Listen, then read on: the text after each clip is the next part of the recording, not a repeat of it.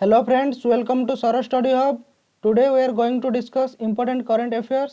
तो आज हम कुछ important current affair के बारे में डिस्कस करेंगे जो कि आपका एनटीपीसी एग्जाम के लिए बहुत ही महत्वपूर्ण रहेगा.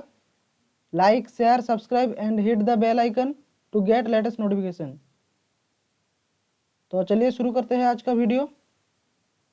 तो पहला क्वेश्चन है, India's first sandalwood museum located in which state. तो भारत का पहला जो सैंडलवुड का म्यूजियम है ये कौन सी राज्य पे है. तो इसका सही आंसर होगा कर्नाटका.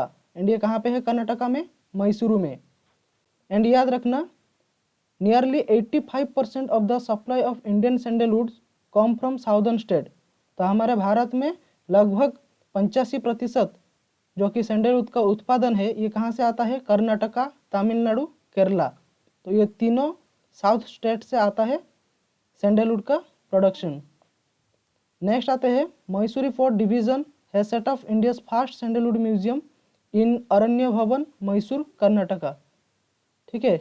नेक्स्ट जाते हैं, where RBI set of automated bank note processing centre, यानी इसको शॉर्ट फॉर्म में क्या बोलते हैं?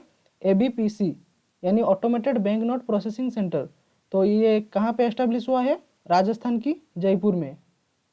नेक्स्ट क्वेश्चन पे आते हैं, इंडिया ऑब्जर्व विजय दिवस ऑन व्हिच डेट. तो भारत में विजय दिवस कब मनाया जाता है? तो इसका सही आंसर होगा 16 दिसंबर को. एंड ये किसके लिए मनाया जाता है? जब 1971 में इंडिया पाकिस्तान के बीच में युद्ध हुआ था. तो ये कितने दिन का हुआ था? 3 दिसंबर 1971 से 16 दिसंबर 1971, लगभग 13 दिन के लिए ये वार हुआ था. एंड इस टाइम इंडिया का डिफेंस मिनिस्टर का नाम क्या था? तो याद रखना, जगजीवन राम. तो इंडो पाक 1970 वार के टाइम में अगर क्वेश्चन में दिया जाएगा कि इंडिया का डिफेंस मिनिस्टर कौन थे, तो इसका सही आंसर होगा जगजीवन राम. एंड इंडिया ने पाकिस्तान को हराया था, 16 दिसंबर को हराया था, इसीलिए इस दिन को विजय दिवस के रूप में मनाया जाता है. एंड उस टाइम में इंडिया का प्रेसिडेंट कौन थे? वीवी गिरी. एंड पाकिस्तान का प्रेसिडेंट कौन थे? यहिया खान. एंड इंडिया का प्राइम मिनिस्टर थे इंदिरा गांधी. एंड पाकिस्तान का प्राइम मिनिस्टर कौन थे? नूरुल अमीन. लेकिन एग्जाम में पूछता है कि इंडिया का डिफेंस मिनिस्टर कौन थे. एंड कभी कभी पूछ सकता है कि उस टाइम में इंडिया का प्राइम मिनिस्टर कौन थे. ठीक है. तो इसका सही आंसर होगा इंदिरा गांधी प्राइम मिनिस्टर थे. नेक्स्ट क्वेश्चन पे आते हैं, what is the rank of India in human development index 2020. तो भारत का रैंक पूछा गया है ह्यूमन डेवलपमेंट इंडेक्स 2020 में. तो इसका सही आंसर होगा 131. एंड इसमें कौन सा कंट्री टॉप किया है? तो याद रखना, नॉर्वे टॉप पे है. एंड इसका लोएस्ट स्कोर कौन सी कंट्री को मिला है? तो इसका सही आंसर होगा नाइजर. एंड ये साउथ अफ्रीका का कंट्री है. एंड इसका 189 पोजीशन पे रहता है नाइजर आपका. नेक्स्ट आते हैं, PM Modi inaugurated world's largest renewable energy park in which state. तो हमारा देश का प्रधानमंत्री मोदी जी ने दुनिया का सबसे बड़ा रिन्यूएबल एनर्जी पार्क का उद्घाटन किया है. तो ये कौन सी स्टेट पे है? तो इसका सही आंसर होगा गुजरात. एंड ये गुजरात में कच्छ डिस्ट्रिक्ट में आता है. The park is being constructed between Khavda and Bhigakot village near Indo Pakistan border. तो ये जो लार्जेस्ट रिन्यूएबल एनर्जी पार्क है ये कहाँ पे है? गुजरात में. एंड कौन सा गांव में है? खावड़ा एंड भिगाकोट. एंड ये इंडिया पाकिस्तान के बॉर्डर में है. ठीक है. नेक्स्ट क्वेश्चन पे आते हैं, who honoured with ASSOCHAM enterprise of the century award. तो किसको ASSOCHAM enterprise of the century award मिला है? तो याद रखना, रतन टाटा को. ठीक है. एंड इनको और एक अवार्ड मिला था जिसका नाम है global visionary of sustainable business and peace award. ठीक है. तो इनको ये अवार्ड भी मिला था, global visionary and sustainable business and peace award. Next question पे आते हैं, which culture of Singapore get UNESCO registration. तो कौन सी एक कल्चर है जो कि सिंगापुर से बिलोंग करता है, उसको फिलहाल में यूनेस्को का रिकॉग्नाइजेशन मिला है. तो इसका सही आंसर होगा हॉकर कल्चर. ठीक है. अगर क्वेश्चन में दिया जाएगा कि हॉकर कल्चर कौन सी कंट्री का है, तो इसका सही आंसर क्या होगा? सिंगापुर. एंड याद रखना, सिंगापुर का प्रेसिडेंट कौन है? हलीमा याकूब एंड इसका पीएम कौन है? ली सेन लुंग।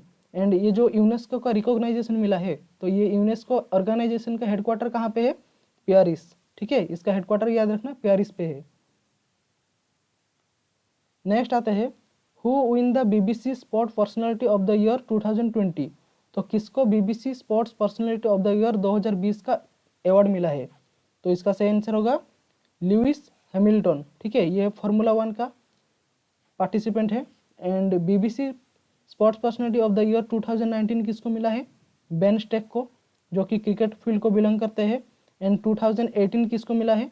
जेरेंट थॉमस, जो कि साइकिलिंग को बिलोंग करते हैं। नेक्स्ट आते हैं, which two country connected by Kaladan multi modal transit transport project. तो कौन सी दो देश जुड़ते हैं Kaladan multi modal transit transport project से? तो इसका सही आंसर होगा इंडिया एंड म्यांमार। ये बहुत ही इंपॉर्टेंट क्वेश्चन है, याद रखना। तो कालाधन multi modal transit transport project ये कौन सी दो देश के बीच में है? तो ये है इंडिया एंड म्यांमार के बीच में। It will connect Indian sea port Calcutta with Sittwe sea port in Rakhine state of Myanmar. तो ये यहाँ पे है इंडिया का कलकत्ता। ठीक है, कलकत्ता सी पोर्ट से म्यांमार का सितुई सी पोर्ट के साथ कनेक्ट करता है। नेक्स्ट आता है, which country host 2023 FIH men's hockey world cup. तो कौन सी कंट्री 2023 का मेन का हॉकी वर्ल्ड कप आयोजित कर रहा है? तो इसका सही आंसर होगा इंडिया। एंड इंडिया में कौन सी स्टेट? ओडिशा। ठीक है, अगर क्वेश्चन में दिया होगा 2018 का हॉकी वर्ल्ड कप कौन सी कंट्री अरेंज किया था, तो इसका सही आंसर होगा इंडिया। एंड इंडिया में वही स्टेट था ओडिशा। एंड अगर वेन्यू पूछेगा तो ये होगा भुवनेश्वर एंड राउरकेला में। And 2018 main hockey world cup का विनर कौन था? बेल्जियम। एंड रनर्स अप कौन था? नेदरलैंड। ठीक है, एंड उसके 4 साल पहले यानी 2014 में मेन हॉकी वर्ल्ड कप का विनर कौन था? ऑस्ट्रेलिया। एंड रनर्स अप कौन था? नेदरलैंड। ठीक है, तो 2014 में भी रनर अप था नेदरलैंड एंड 2018 में भी रनर्स अप था। एंड इससे जुड़ी एक और क्वेश्चन कि जो hockey world cup men's hockey world cup FIH, तो इसमें सबसे ज़्यादा टाइटल कौन सी कंट्री जीता है? तो इसका सही आंसर होगा पाकिस्तान, जो कि 4 बार जीत चुका है। नेक्स्ट आते हैं, who is the winner of Goldman environmental prize 2020। तो कौन गोल्डमैन 2020 एनवायरमेंटल प्राइज का विनर है? तो इसका सही आंसर होगा पॉल सिन टुआ, जो कि म्यांमार को बिलोंग करते हैं। तो इसमें और 5 लोगों को मिला है, जिसका नाम है क्रिस्टल एम्ब्रोस, जो कि बहामास से बिलोंग करते हैं। नेक्स्ट आता है नेमोंटी नैनक्यूमो, जो कि इक्वाडोर से बिलोंग करते हैं। एंड उसके बाद आता है लूसी फिनसन, जो कि फ्रांस को बिलोंग करते हैं। उसके बाद आता है चिबिस एजिकिल, जो कि घाना को बिलोंग करते हैं। एंड आखिर में आता है लिडी पेंच, जो कि मेक्सिको बिलोंग करते हैं। तो ये है क्रिस्टल एम्ब्रोस, एंड ये है निमोंटे नैनक्यूमो, एंड ये है लूसी फिनसन, एंड ये है चिबिस एजिकल, जो कि घाना को बिलोंग करते हैं। एंड ये है लीडी फेच, एंड आखिर में जो है ये है पॉल सिन टुआ, जो कि म्यांमार को बिलोंग करते हैं। नेक्स्ट आता है, what are the 4 indigenous sports that sports ministry permits in the Khelo India youth game. तो कौन सा 4 गेम है, इंडिजिनियस गेम है, जिसको स्पोर्ट मिनिस्ट्री ने खेलो इंडिया यूथ गेम 2021 में शामिल किया है? तो याद रखना ये 4 गेम का नाम क्या है। पहला आता है गटका पंजाब, दूसरा आता है कल्लारीपयट्टू केरला, तीसरा आता है थांगटा मणिपुर, एंड चौथा आता है मल्लाखंबा, जो कि मध्य प्रदेश स्टेट को बिलोंग करता है। ठीक है, तो ये चारों खेल का इस पे एडमिशन किया गया है, यानी इसमें परमिट किया गया है। ठीक है, एंड ये जो 2021 का खेलो इंडिया यूथ गेम है, ठीक है, ये कहाँ पे आयोजन होगा? तो याद रखना हरियाणा, इसका हरियाणा पे आयोजन होगा। एंड ये है गटका, ये है कल्लारीपयट्टू, एंड ये है थंगटा, ये है मालाखम। एंड याद रखना ये जो कल्लारीपयट्टू है ये दुनिया का सबसे पुराना मार्शल आर्ट है, एंड इसको mother of all martial art भी बोला जाता है। ठीक है, mother of all martial art. Next आते हैं, which is India's first union territory to declare 100% organic. तो भारत में कौन सा पहला केंद्र शासित अंचल है जिसको 100% ऑर्गेनिक डिक्लेयर किया गया है? तो इसका सही आंसर होगा लाक्षाद्वीप। अगर क्वेश्चन में दिया होगा पहला स्टेट क्या है, तो पहला स्टेट है सिक्किम, जिसको 100% ऑर्गेनिक का दर्जा दिया गया था। नेक्स्ट आते हैं पाओलो रोसी 1982 फुटबॉल को world cup hero recently passes हुए, तो ये कौन सी कंट्री को बिलोंग करते थे? ठीक है, तो इसका सही आंसर होगा इटाली। तो ये जो इटाली का 1982 फुटबॉल वर्ल्ड कप का हीरो थे Paolo Rossi, and he scored 6 goal in this world cup. तो ये 1982 फुटबॉल वर्ल्ड कप में 6 गोल किए थे, and he is the only male player to win World Cup, golden boot, golden ball, Ballon d'Or. तो ये चारों किताब का विनर कौन थे? Paolo Rossi in the same year 1982। Next आते हैं union minister Nitin Gadkari inaugurated Koliwar bridge. ठीक है, तो यूनियन मिनिस्टर नितिन गडकरी ने एक ब्रिज का उद्घाटन किया है जिसका नाम है कोलिवार ब्रिज। तो ये कौन सी स्टेट में आता है? तो इसका सही आंसर होगा बिहार। ठीक है, कोलिवार ब्रिज बिहार स्टेट पे आता है। एंड जानते हैं कोलिवार ब्रिज के बारे में, तो इसका ऑफिशियल नाम क्या है? अब्दुल बरी ब्रिज। ठीक है, अब्दुल बरी ब्रिज। एंड ये कौन सी रिवर पे लोकेटेड है? तो इसका सही आंसर होगा सोन रिवर पे।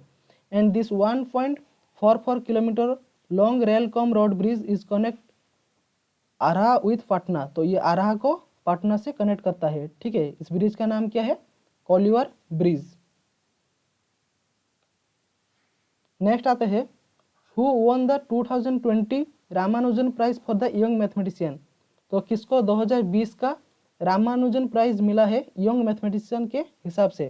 तो इसका सही आंसर होगा कैरोलिना एरुजो। ठीक है, कैरोलिना एरुजो।